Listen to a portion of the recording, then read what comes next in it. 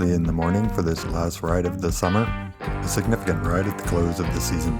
As I pedaled a long way today out to several points along the river, I asked myself, what's the point after having spent the last few months riding with intent? Granted, no huge accomplishments, but rather, I'm happy with the steps I've taken, the lessons I've learned, and sights that I've seen while riding with intent, and that intent being to plot a path to a future bike ride across the country.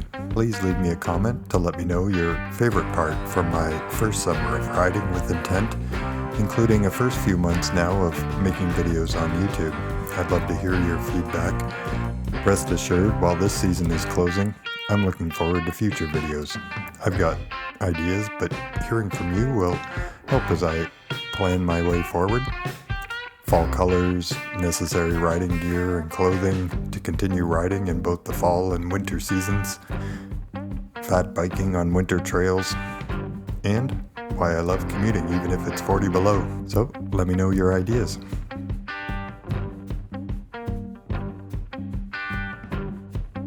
For this ride, it is starting to feel like change is in the air.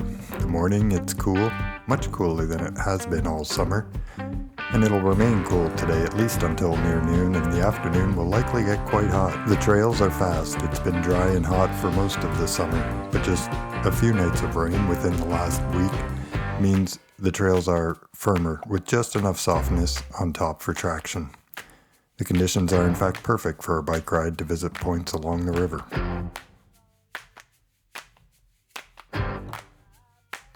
After exploring new trails with the aid of GPS throughout the summer, I'm recalling one of my perhaps biggest lessons from this first summer of riding with intent.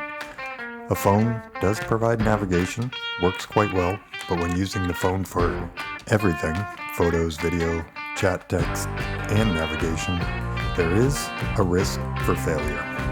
And when on some distant part of the trail, in some very new place where it's not at all familiar, there's no easy solution when things go wrong. In short, and for me, I'm using the phone from now on only as a backup, and I'll be getting a GPS. Fortunately, on today's ride, I'm familiar with the trails, so I'm free to pedal along without one eye on the screen.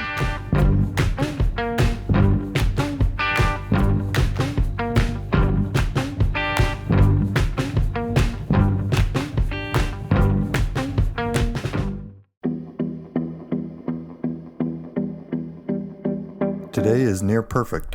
While riding this summer, I encountered conditions that were far from perfect.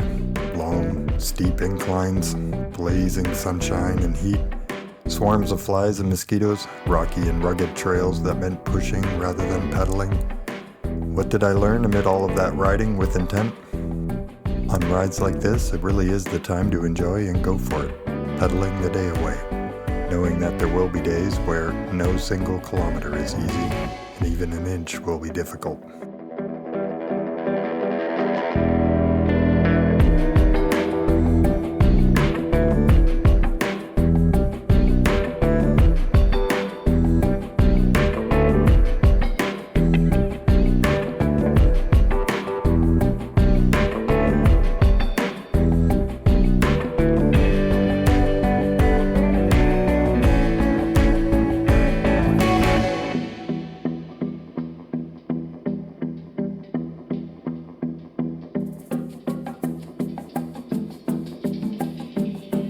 Another big takeaway from this first summer, I really like riding a fat bike, and in particular, my Surly Wednesday. Okay, I get it, it's not the fastest, so that I am often being passed. It's also by no means light, so getting up and over challenging terrain, it's not easy. So why do I like riding my Wednesday? I think it's rugged, robust, strap a bunch of stuff to it, bang it off some trees and rocks. I also discovered that I'm not a downhill mountain biker. My risk tolerance is very low when faced with steep, twisty trails, where to my untrained and unskilled eye, one wrong move will send me off the mountainside. Nope, not for me. I'm happy to go looking for options where I can stay intact, while discovering the kind of terrain where I can ask myself, can I ride over that?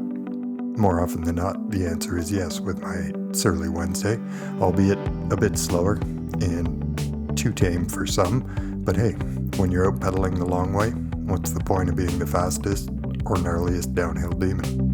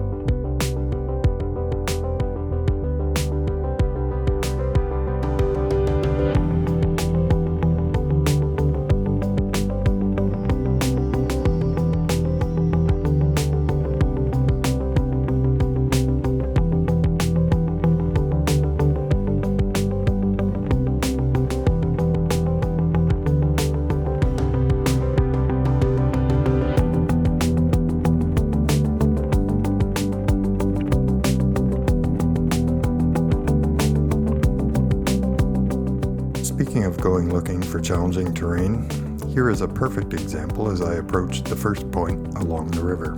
Indeed, this isn't really a trail on the apps, but hey, when you're out for a discovery ride and can roll and bounce over rocks, why not go for a ride along the river?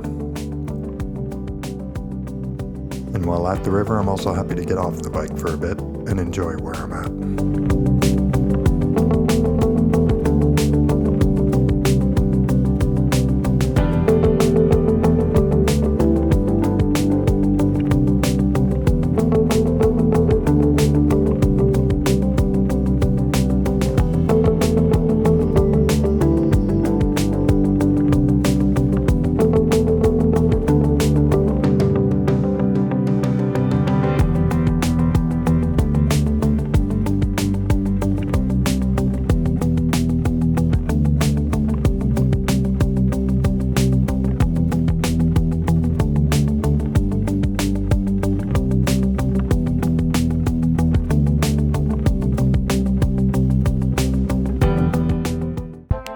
As I pedal away from the first point along the river and on to the next, I reflect on some experiences from this past summer and the opportunities of pedaling Trans-Canada. Contrasts. Sometimes lunch next to a small city town hall.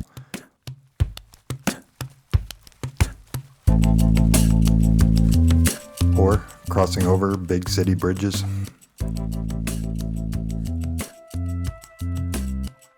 In other instances, I can recall pedaling and observing around finely manicured beauty at city gardens to the long forgotten and overgrown ruins.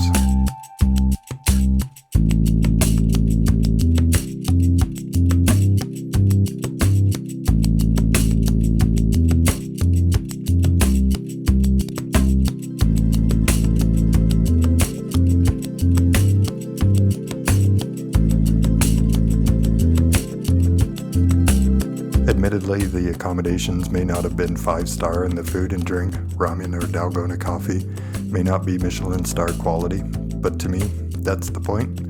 And for some reason, it all goes together in a wonderful experience. While the way, it wasn't always easy.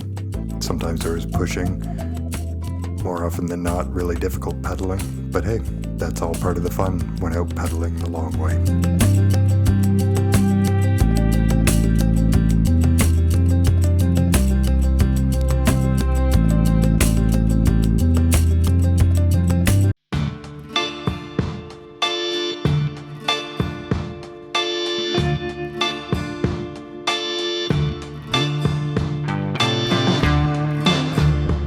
it's on to the second point, along the river. Winding paths along the river lead to a signal light at the edge of a marina. On a day like today, a perfect spot for watching the boats for a moment. Again, another instance where I truly appreciate riding my bike, and it's a brief pause next to a wetlands area. Along the river, solitary white crane. All of this accessible as an opportunity because I'm riding my bike. These are the moments and scenes that convince me this really is the best way to get out and explore, discover, whether it's some magical, new, far-off distance place, or 15 minutes just outside your front door.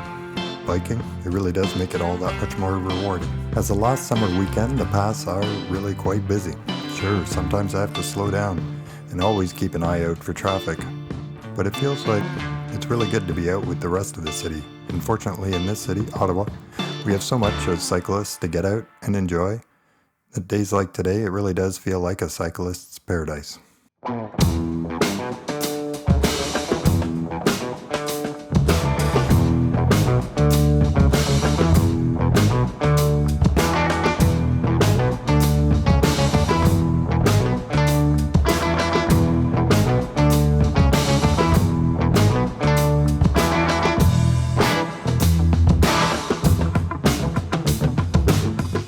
A quick jump off the path at this point to stop at the third point along the river. And here's where I'll get to the point of all my riding this summer with intent towards a longer term goal. I learned to appreciate and be present for the moments along the way, the process, pausing at steps to be grateful and observe. For me, this is what I've come to appreciate the most while out pedaling the long way, the getting there. There are perhaps any number of analogies when viewing these stones piled on top of each other or the fast-moving waters at this point along the river. For now, I like the idea of stacking, of building upon a foundation to reach the goal at the top.